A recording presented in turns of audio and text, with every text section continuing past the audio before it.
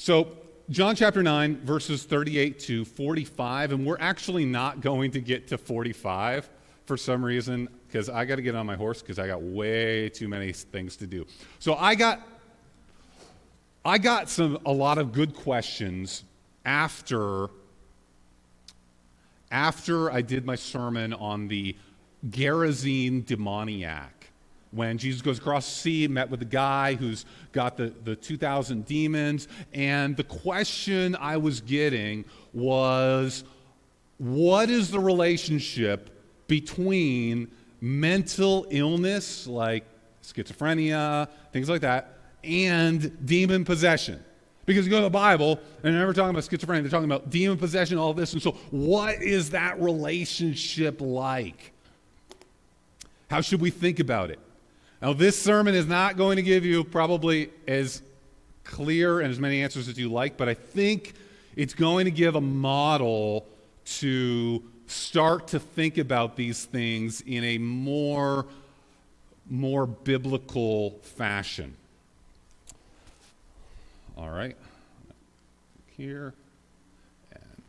Okay, so I have lots of diagrams. If you love diagrams, it's great. If you don't, okay. People love diagrams.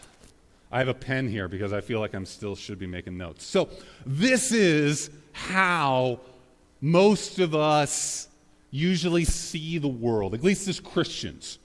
Now, the secular people would see the world just as physical down here, but as Christians, we see the world as physical and spiritual. We have all of the physical things down here, which are all the things we can feel, taste, touch. And then we have up here, we have the spiritual things. So we have spiritual things, God, angels, the devil, up here in the spiritual plane. And then we have humans, animal science down here on the physical plane. And we only have this little thing. This doesn't maybe quite touch, but it could touch. And so these things might only touch each other in little teeny bits. And so we live our life mostly in the physical realm, but maybe we leave room for a little bit of spiritual things because we read in the Bible, we read about demon possession, and we read these things, and we pray to God, so we have an idea of spiritual things, but it only makes contact in small ways.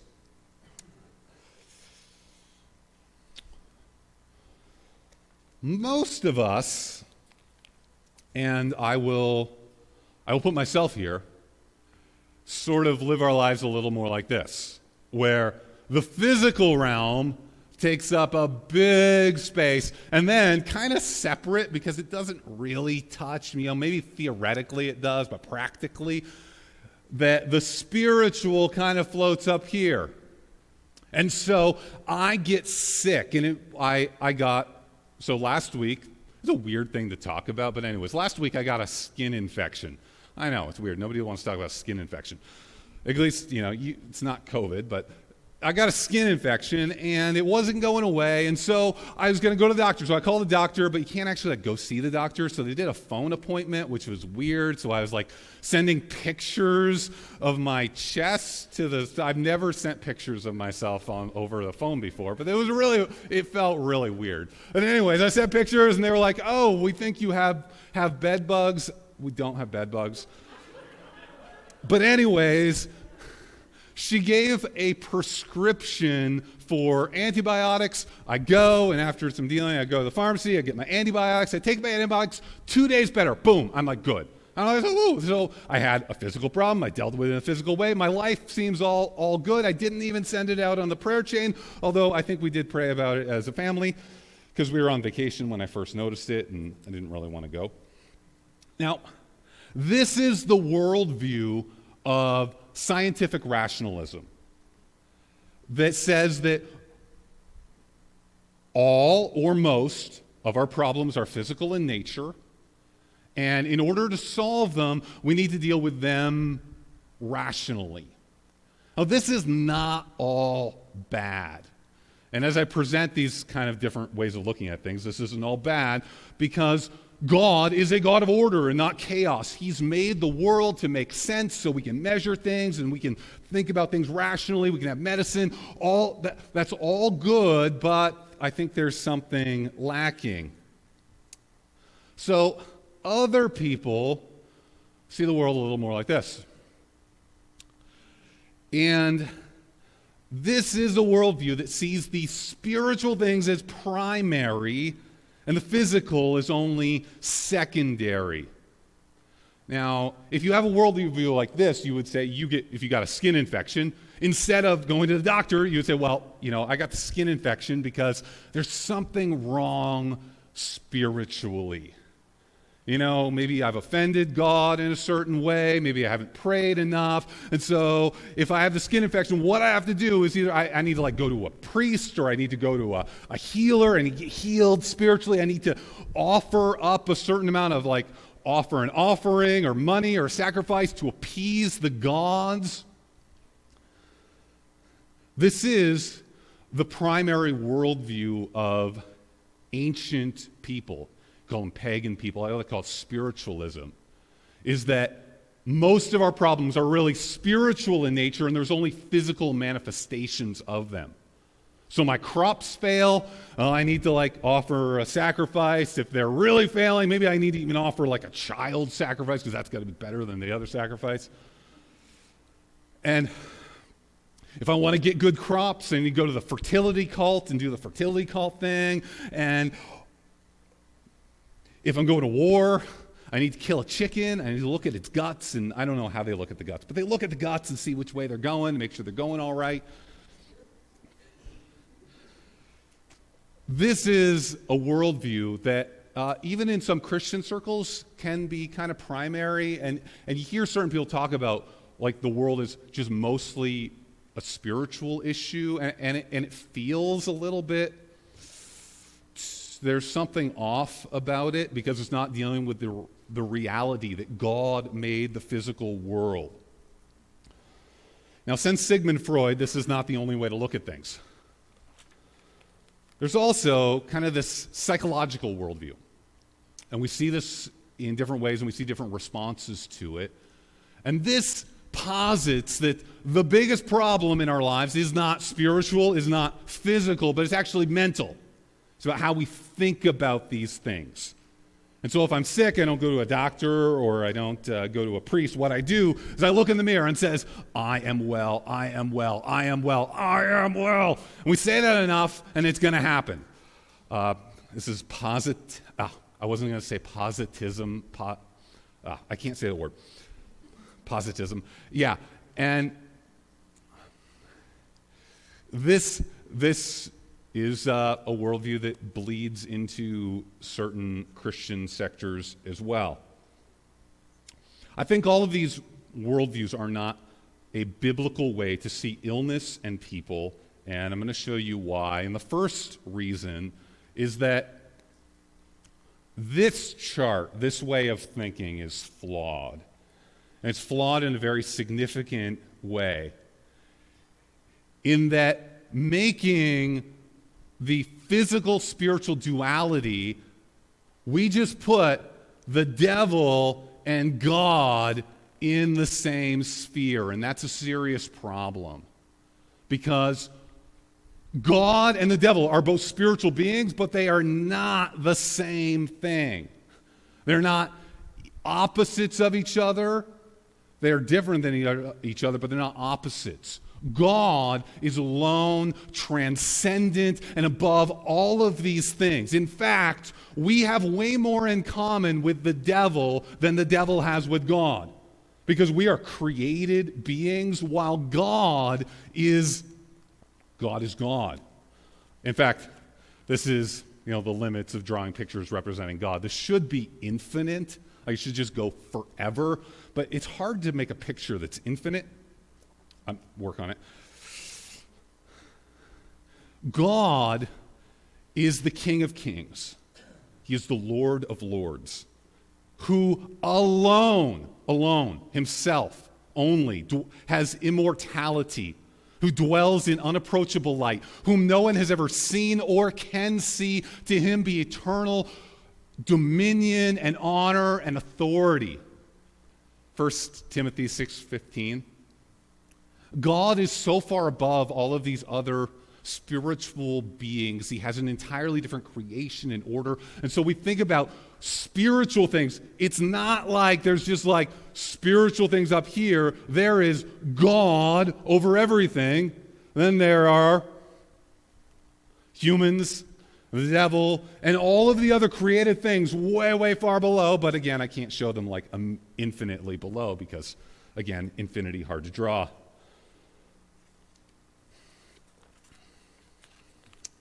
So, if you're not feeling well, what's the deal? What's wrong? Are you possessed by a spirit of unwellness? Or is there something wrong with your thinking? Do you need to look in the mirror and say, I'm well, I'm well, I'm well? Or is there some chemical imbalance in your brain? Is it a physical thing? And this is how in the church we often think about, like, okay, there's this demon-possessed guy, and this is this one bucket over here, and then there's like mental problems that are over here, and there's physical problems that are over here, and they're all in separate buckets, when we should, I think, and we're going to be getting into the text in a second, thinking of these things as interrelated. Because our minds, our bodies, our spirits, spiritual things all exist as created things, and they all interact with each other. The devil does not interact with us in transcendent ways. He interacts with us through things that are made. All right, let's get to our text and consider. Okay, Luke chapter 9, verse 37. On the next day, when they had come down from the mountain, a great crowd met him. And we remember Jesus has just had these two dramatic moments. The first, Peter confesses, "You are the Christ, the Son of God." And then he ascends the mountain, and God himself says, "You are the chosen one."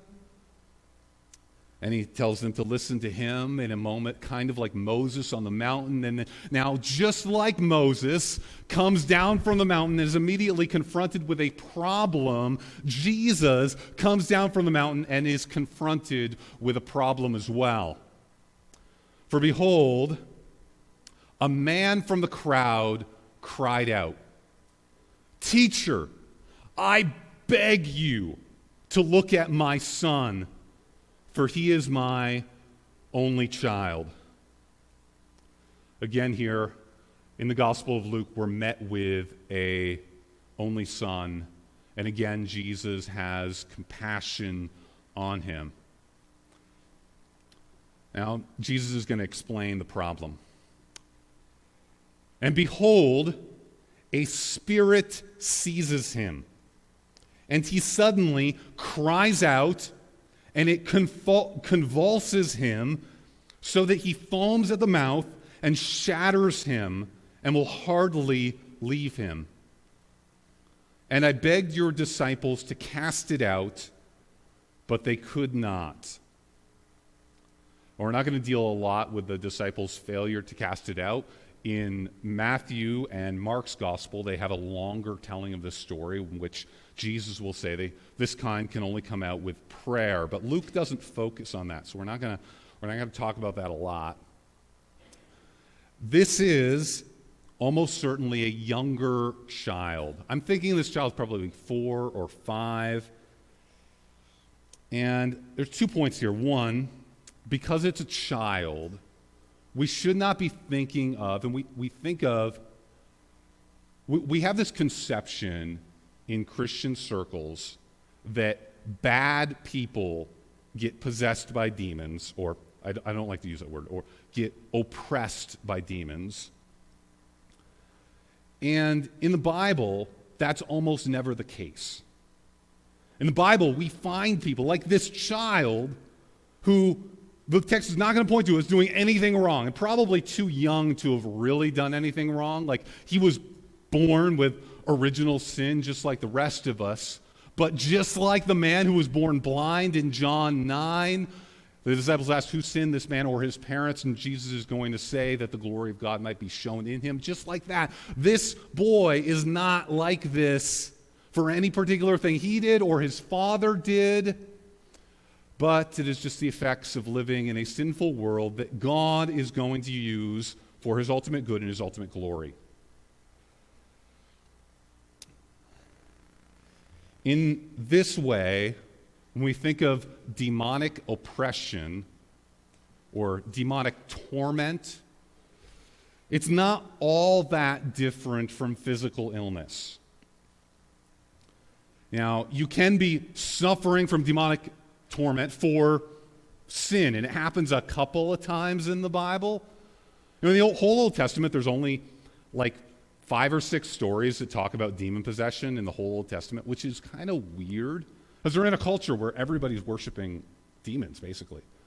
But it only comes a couple of times. One of those is in the life of Saul. And it literally says, and usually it's pretty particular about that, it said, an evil spirit, and it says, from the Lord. And I say, whoa, what's that about?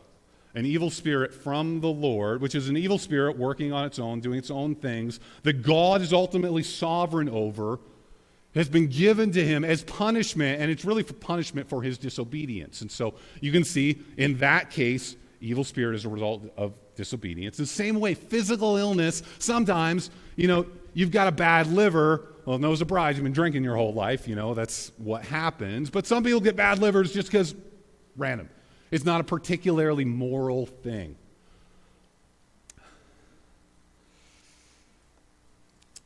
The second point, so the first point is that, this boy did no sin to cause this. This is an unfortunate situation. The second point is, look at the symptoms. So it's a young child, 4 or 5, cries out, starts shaking, falls down, foams at the mouth. Now, I did a little bit of consulting with Dr. Google, and Dr. Google tells me, let's shout out to my veterinarian who's always like saying, people come to me with Dr. Google, but anyways. This sounds in every way like a seizure. In every way like a seizure. So, you start shaking, you fall down, you foam at the mouth. So this happens, my child happens. I'm probably not going to the minister to say, hey, cast out the demon from this. Probably going to the doctor and saying, look, my child has a seizure. Now, I've got some family members who have kids with seizures. It's a really scary thing. Now, I wondered about this when I read it. And the first thing I thought is my worldview, and I already said, I have probably too much scientific rationalism in my brain. Is my worldview causing me to see something wrong here? And so I read some older commentaries. I read John Calvin's commentary on this, and it's very interesting because he, and this is 500 years ago, before any modern science, he said this about this text.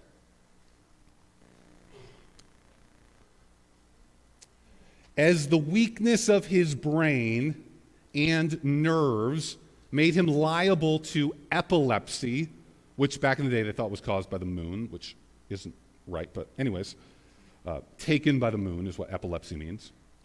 Satan availed himself of this for aggravating the disease. So we see in this text, even before we get to the modern era, we see commentators thinking hey, there's actually a physical and there's a spiritual element of this. Now, immediately, you should ask the question is, how would we know that it's a spiritual element? I mean, it looks kind of just physical to me. We're going to see about that. Oh, I have another chart. So the physical, epilepsy, spiritual, demonic. And we are going to see how we can see that's the case. So Luke chapter 9, verse 41. Jesus answered, O faithless and twisted generation, how long am I to be with you and bear with you? Bring your son here. Now, I don't think Jesus is speaking to the I don't think he's speaking to the son or the man here with the demon. I think he might be speaking to his disciples. One, they're the ones who, the last line is they can't cast it out.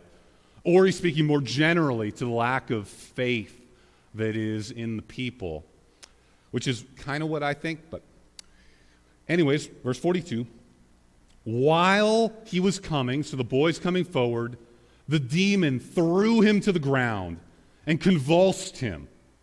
But Jesus rebuked the unclean spirit and healed the boy and gave him back to his father.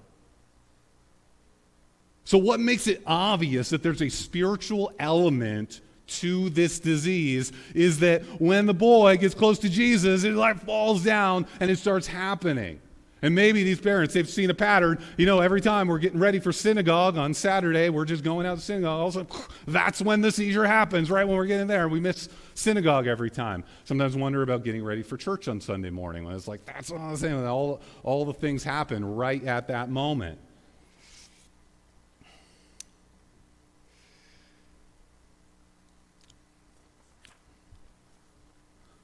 Jesus does two things here. One, he rebukes the unclean spirit. So, to rebuke something means to tell it to go away. So it's like, go away, go away, evil spirit. One of my like pet peeves is people when they say "I rebuke you," because it's weird phrasing because the word rebuke is like a general word. So the rebuke is the name for the telling the spirit to leave. And so sees the demon says, leave the spirit, and the second part, and look at this, and healed the boy. So there's actually two things going on here. One, on the spiritual element, he says, demon, leave the boy alone. Stop tormenting him. And two, he heals the boy. So he heals the physical ailment that underlies the issue. He heals the epilepsy.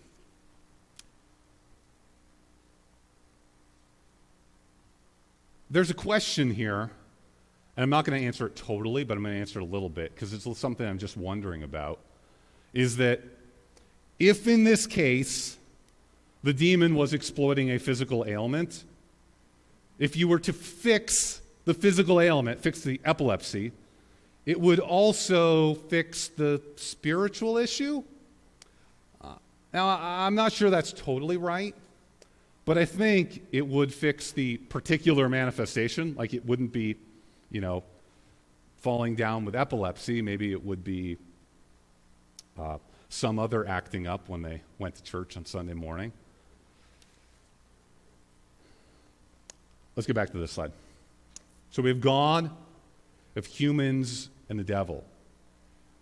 And what we see here is that these demonic powers are not omnipotent. They can't just create problems out of nothing. What they're doing is exploiting things that are already there, weaknesses in our fallen nature, in order to do all of their funny business. These forces are not like God. They can't just make stuff up out of nothing. The devil, all he can do is corrupt what God has made. He doesn't create. He doesn't do things from nothing.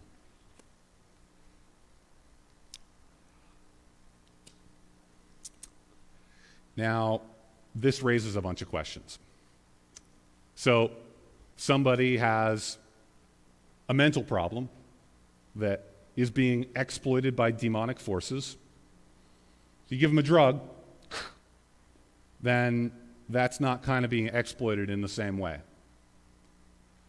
Now, that might seem like a solution, and it's kind of what we do in the world. Like we numb this person up enough, and then we don't have a problem anymore.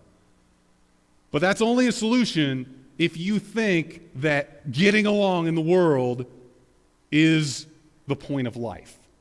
It's not.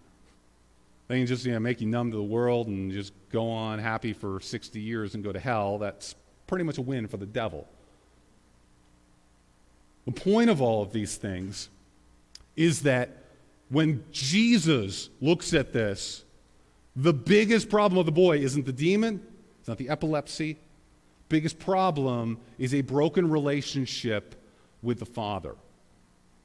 And so when we think about the causes of illness, this is all like well and good. We're thinking about we want to address the mental issues, we want to address the body issues, we want to address the spiritual issues and the interactions between these.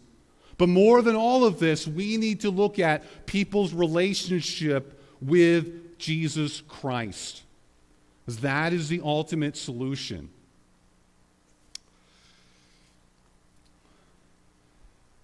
The solution to any spiritual problem for an unbeliever is always for them to understand and accept the gospel of Jesus Christ.